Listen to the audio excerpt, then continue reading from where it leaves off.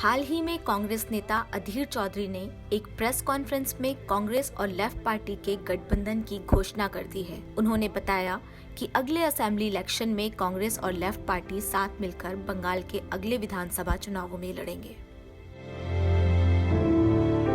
पिछले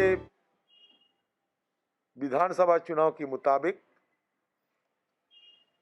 दोबारा फिर कांग्रेस पार्टी लेफ्ट पार्टी के साथ चुनावी गठबंधन करते हुए बंगाल में अगला विधानसभा चुनाव लड़ने का फैसला किया है। उन्होंने बताया कि अभी इस बात का फैसला नहीं किया गया है कि कौन कितनी सीटों पर लड़ेगा। सीट शेयरिंग का फैसला दोनों पार्टियां चर्चा करने के बाद ही तय करेंगी।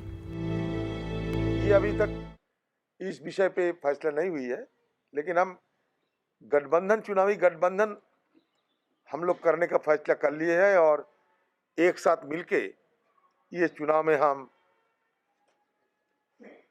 सत्तारूढ़ पार्टी के खिलाफ लड़ेंगे। बस अब तक तो ये फैसला हो चुके हैं। इसके बाद जो सीट शेयरिंग की जो बात हो रही है वो आगे लेफ्ट पार्टी के साथ चर्चा के दौरान फैसला होगा। अधीर चौधरी ने कहा कि आज अमित शाह और अन्य बीजेपी नेता चुनाव जीतने के लिए रविंद्रनाथ टैगोर की छवि और नाम का इस्तेमाल कर रहे हैं। मैं इन लोगों को याद दिलाना चाहता हूं कि रविंद्रनाथ टैगोर सांप्रदायिक और उग्रवादी राजनीति के सख्त खिलाफ थे।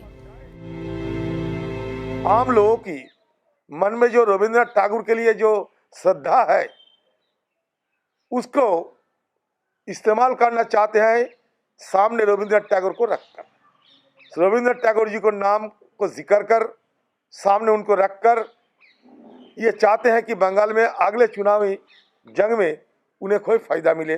नहीं तो इतने साल गुजारने के बाद रविंद्रनाथ टैगोर को लेकर इतने सारे चर्चा, इतने सारे प्रधानमंत्री जी, हमारे स्वराष्ट्र मंत्री जी की इतनी सारे दौर क्यों हो रहे हैं वहाँ, और इतनी सारे उनके लिए भाषण देने की क्या जरूरत होते हैं। ये मैं इन लोगों को याद दिलाना चाहते हैं कि रविंद्रनाथ टैगोर जी सांप्रदायिक राजनीति के खिलाफ थे। रविंद्रनाथ टैगोर जी उग्र राष्ट्रवाद के भी खिलाफ थे।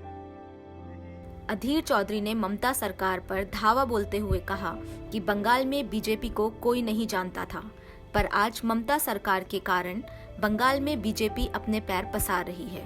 बंगाल में बीजेपी को लाने के लिए ये सरकार जिम्मेदार है और यही बीजेपी सरकार टीएमसी के लिए बड़ा खतरा बन चुकी है। ममता बनर्जी की मदद से ही बीजेपी पार्टी बंगाल में 2 सीटों में जीत हासिल किया था। बीजेपी पार्टी की 2 एमपी 2 मिनिस्टर भी बने थे और उसके साथ साथ ममता जी भी एनडीए सरकार की मिनिस्टर बनी थी। उसी समय से बीजेपी पार्टी धीरे धीरे बंगाल में अपने पैर जमाने लगे, जिसका शुरुआत ममता बनर्जी खुद की करी थी।